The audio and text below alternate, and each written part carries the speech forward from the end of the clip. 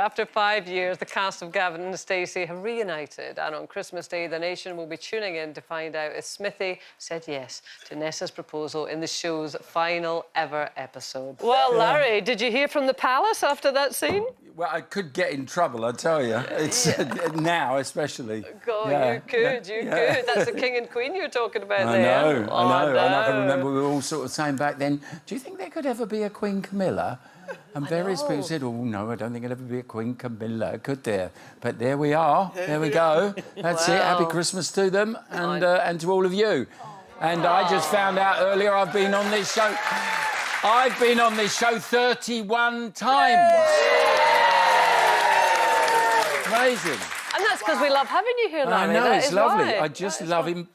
I just love being on this show. I can't even speak straight. Yeah, I love being on this show. Lovely to see you all. Oh, thank you for that. So, listen, I mean, Gavin and Stacey were going, oh, Larry's going to reveal all. We know you can't reveal all because you don't want to spoil it for people on Christmas Day, do you? It's so cleverly interwoven.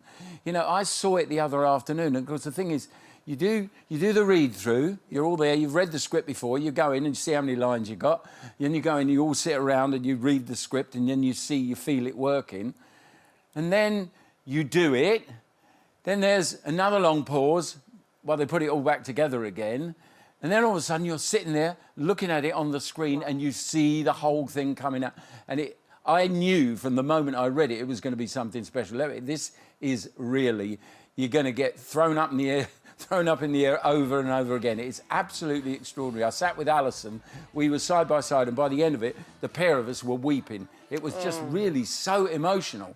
What was the emotional from? Was it, you know, if you getting back together or the storyline? It was the story. The storyline is it just motors like that. It's quite extraordinary, the whole thing. Yeah. And it's, you know, with everybody there, and you've all grown up together, you know, like the youngsters were young and the oldies weren't so old. But it was, it's extraordinary, really wonderful. When you first got, you know, the very first time round, the first time you ever got those scripts, it dropped into your lap. Did you realise then how big a hit it was going to be? No. I mean, the thing is, that, you know, I'm the eternal optimist. I think most actors are, right? You got to be, because you put your heart and soul in it. You want it to be as good as it possibly can be. So when I read the script, like everybody else, I thought, this is really something special.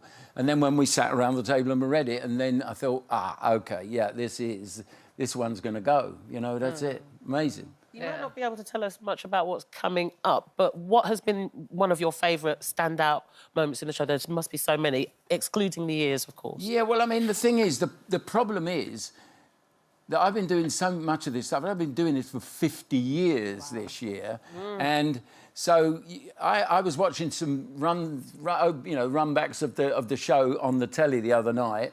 And there was a scene there where Gavin and Stacey were having a bit of a Barney. Pam was getting involved. Mick was standing there watching. And then they ran out of the room and Pam turned and she said, it's like being in Hollyoaks. And I thought, I was in that scene. I have absolutely no memory of that whatsoever. None at all. So asking me about scenes that I like, most of them I can't remember. But when I see them, I really enjoy them. But if you can't remember them, do you think, how close is it to your actual personality, your character? What has happened is that I've become more like Mick. No, really, I do. I think the nice side of Mick has really sort of got its way into me. Really? Which is not to say I was the nicest person on earth, but I certainly wasn't as nice as Mick back then. But I feel now that, you know, I'm a lot more like him. I think he's just a really extraordinary man. And like me, I think, you know, building a backstory for him myself, I think Mick had a rough start, and he's absolutely bound and determined not to repeat any of that.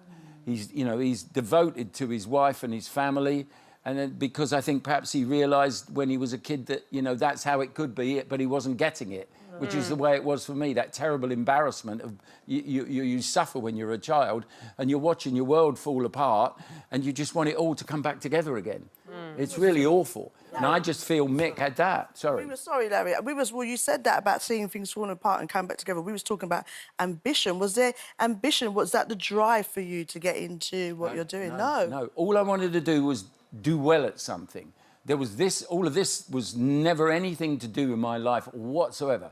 I could have barely told you what an actor was, you know, because it was so... That was my reality. If I was watching the television, that was my reality. But I wouldn't have known about the people that did it, performed it, and I just... Somebody said to me one day, they said, you know, you should be an actor, and took me along to a local theatre club, and I started my life being an amateur actor, and just wherever I went around the world, I would join a theatre club, and that's how it all came about, literally. Yeah. Come off the street. Yeah. And we were talking as well about, you know, about friendships and old friendships. Yeah. Have your old friends come with you on this journey? Well, sort of, but the problem is I've lived I've lived in 6 countries over my life. And, you know, I've got friends from way back.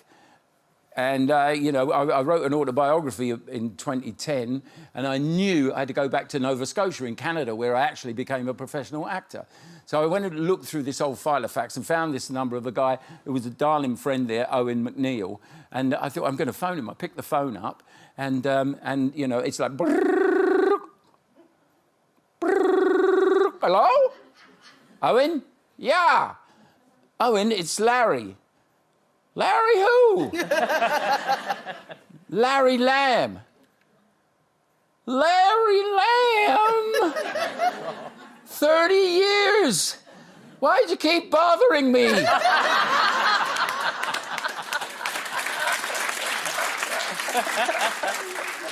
He's passed now, but he would be thrilled to hear I've mentioned his name on the telly. Oh, he would be. God bless you, boy. But yeah. Listen, I've got to ask you, so you know I've got to ask you this. Is this really the last one? Well, I mean, I get asked this, but every time we finish, it's always the last one. Yeah. So it's like we're some old rock and roller who's going off for his last world tour, you know. He's been doing the last world tour for 40 years. But I just can't see that the golden goose is going to get killed. I think sooner or later somebody's going to be knocking on the door saying, you know, you think you could do another one? But listen, for now, we're going to settle down and enjoy it. It's Christmas Day, BBC One, 9 o'clock. It's 90 minutes of joy. Larry Lamb, everyone.